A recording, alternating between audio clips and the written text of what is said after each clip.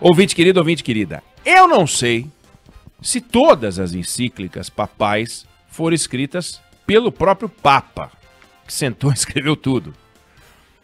Não faz muita diferença se o Papa escreveu a encíclica papal, se o Papa recebeu um rascunho, se o Papa teve ajuda ou não teve ajuda. O que importa é o valor da encíclica papal. O que importa é o que ela significa. O que importa de um texto oficial é o que ele quer dizer. O presidente da República não escreve ele uma medida provisória. No entanto, a gente atribui ao presidente a medida provisória. A medida provisória é e pertence ao presidente. E o que está acontecendo é que o presidente Jair Bolsonaro, ele divulgou, publicou no Diário Oficial, uma carta onde ele assume um compromisso de 10 pontos. Na verdade, são pontos de reflexão dele a respeito do momento que o Brasil vive. E essa carta, a prova máxima de que ela tem serventia é a reação da claque bolsonarista, que não gostou, porque queria fogo no parquinho. E o fogo estava começando a pegar no parquinho. Aí alguns dizem, poxa vida, mas ele fez um movimento radical, né? Caminhava numa direção, acelerando, agredindo, muito agressivo, palavras impróprias para um discurso presidencial, e não adianta dizer que não era um presidente, falava como cidadão, como candidato, não existe, era o Jair Bolsonaro falando. Palavras inconvenientes. Então seria melhor que fosse coerente. Coerência é uma virtude. Fazer sempre a mesma coisa. Então, acelera mais, acelera mais, acelera mais e pum! Cara no poste. Tanto que a agenda de discussão no Brasil estava entre impeachment e golpe de Estado. O Brasil discutindo de um lado o impeachment, do outro lado o golpe de Estado.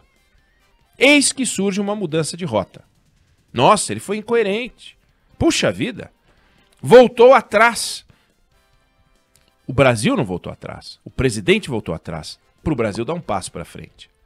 É isso que a gente espera. Aliás, bom seria que não houvesse a carta se não tivesse havido o 7 de setembro, com aquele discurso inflamado, em 2 momentos. Brasília, teaser, para depois fazer o discurso em São Paulo, sem freio, sem limite. O presidente seguramente desceu do palanque, animado com o que disse, e depois preocupado com o que ouviu. E essa carta, ela tem esse propósito, fazer um freio de arrumação para encerrar a discussão entre golpe de Estado e impeachment e começar a colocar uma listinha de coisas e afazeres que o presidente da República tem que ter. Olha, precisamos combater a inflação, está chegando nos 2 dígitos, taxa de juros está subindo, o dólar explodiu, gasolina está chegando a 7, o gás a 100, e estava começando uma greve de caminhoneiro. O gás a 100 ia sumir, a gasolina a 7 não ia ter. Opa! Opa! Essa carta tem um padrinho. Essa carta tem um padrinho que é o ex-presidente Michel Temer, que ajudou o presidente Jair Bolsonaro nessa história. O ex-presidente Michel Temer já havia sido acionado pelo presidente Bolsonaro em contatos anteriores. Uma missão conhecida, foi ao Líbano, depois daquela explosão do porto, chefiando uma comitiva de brasileiros, maior parte de origem libanesa, como ele, o ex-presidente Michel Temer. Portanto, já havia uma relação, não é uma relação de amizade, uma relação de respeito. E é de se perguntar se não é para ouvir os universitários nessa hora. Vamos ouvir quem sabe.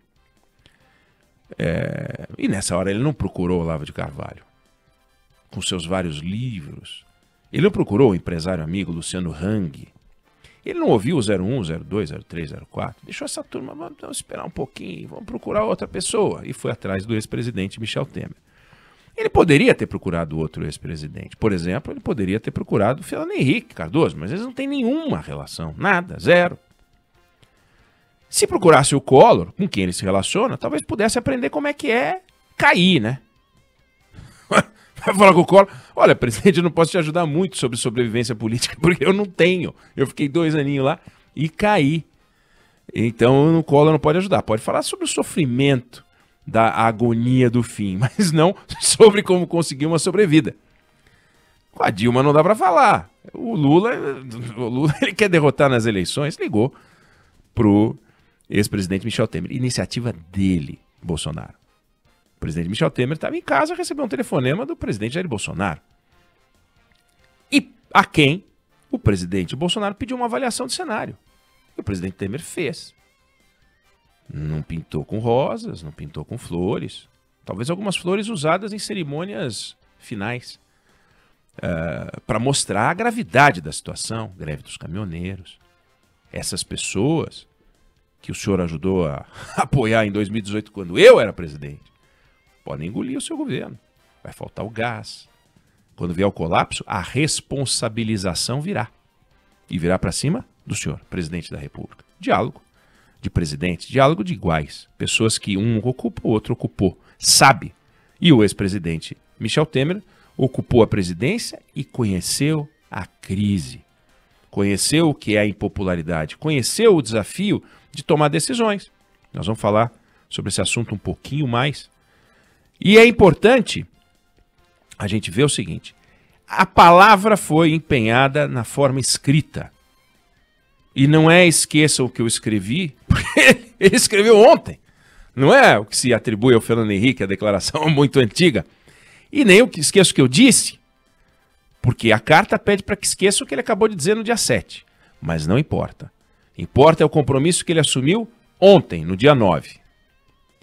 E se a carta vai ter a durabilidade de um iogurte fora da geladeira, problema do presidente Jair Bolsonaro, os universitários tentaram, o ex-presidente Temer conversou, fez o que pôde. Se vai ter a durabilidade daquelas embalagens longa-vida, ótimo para o presidente Bolsonaro, ponto para o presidente Temer que entrou para apagar um incêndio.